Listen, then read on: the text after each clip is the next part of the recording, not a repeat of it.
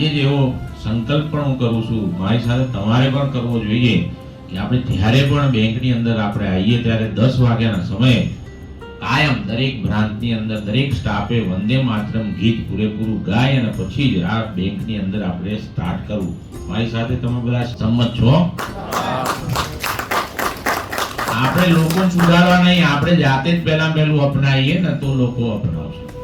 અને એ વિષયને આપણે ચરિતાર્થ કરવા માટે આપણે બધાએ એક બીજ આપણા અંદર નાખવું પડશે ને. એ બીજ જે આજે મેં વાત કરી કે આપણા દરેક બ્રાન્ચની અંદર તો આપણે 10 વાગે આપણી જ્યારે બ્રાન્ચ ચાલુ થાય તેની અંદર આ બધા જ વ્યવસ્થા હશે.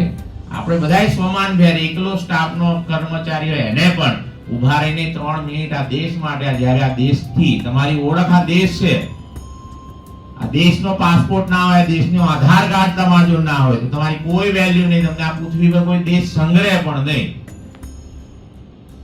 તમારે જો જેમ કેશ હોય અને કેશ થી તમે કોઈ પણ જગ્યાએ જાઓ, પ્લેનમાં જાઓ, ટ્રેનમાં જાઓ, તમને બેસવા દે. કેશ ના હોય તો તમને બેસવા દે કોઈ?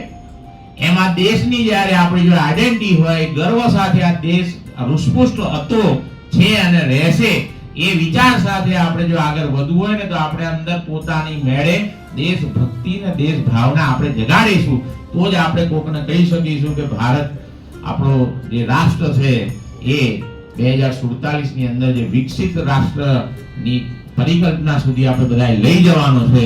તો ચોક્કસ આપણે આવનાર દિવસોની અંદર આ બેંકના માધ્યમથી તમને ખૂબ સારી જગ્યા મળી છે કે આના માધ્યમથી તમે આજથી નક્કી કરો કે તમે ડિવાઈડ કરો તો 7 લાખ લોકોને ખાલી તમે મેસેજથી, ફોનથી કે કોઈ પણ અન્ય તમારો એનો ડેટા છે, તમારી બ્રાન્ચની અંદર ડેટા છે, તમારી નીચેના કોઈ સ્ટાફ જોડે ડેટા છે, એને સોંપીને આ ભારત માતાના માટે પણ આપણે આ રાષ્ટ્ર ગીતની જે વાત છે એને આપણે પહોંચાડવી જોઈએ. આત્મનિર્ભર ભારતની વાતને આપણે પહોંચાડવી જોઈએ. સ્વનિર્ભર જ્યારે થવાની પરોપકારથી બીજાના ઉપરથી નિર્ભર રહી અને આપણે આત્મનિર્ભર બનીએ એ વિષયને આપણે લેવાનો છે.